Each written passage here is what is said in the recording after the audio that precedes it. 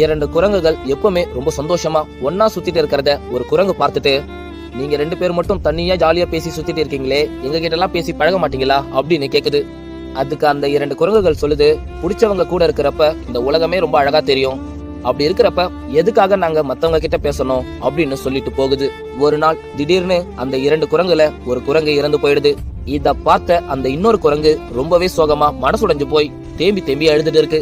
அந்த வலியை தாங்கிக்க முடியாம அந்த குரங்கு கொஞ்ச நாளா எதுவுமே சாப்பிடாம சந்தோஷத்தை இழந்து யார்கிட்டயும் பேசாம உடல் சோர்ந்து போய் ரொம்ப பாவமா உட்காந்துட்டு இருக்கு. அப்ப இன்னொரு குரங்கு வந்து அந்த குரங்கு கிட்ட, இன்னும் எத்தனை நாளைக்கு தான் இப்படியே இருக்க போற? உன்ன மாதிரி நிறைய பேர் நம்ம வாழ்க்கையில நமக்கு பிடிச்சவங்க ஒருத்தவங்க இருந்தா போதும், நம்ம ஒட்டுமொத்த உலகமே அழகா தெரியும் அப்படின்னு மட்டும் யோசிக்கிறீங்களே தவிர, அந்த ஒருத்தவங்க நம்ம வாழ்க்கையை விட்டு போனா நம்மளுடைய ஒட்டுமொத்த உலகமே நரகமாயிடும்ன்றத ஏன் யோசிக்க மாட்டீங்க? நீ ஒரு விஷயத்த நல்லா புரிஞ்சுக்கோ, அன்பு வைக்கிறதுல கூட இங்க அளவு இருக்கு. நம்ம வைக்கிற ஆழமான அன்பு கடைசியில நமக்கு ஆபத்தா முடியும்ன்றத நீ என்னைக்கும் மறந்துடாத.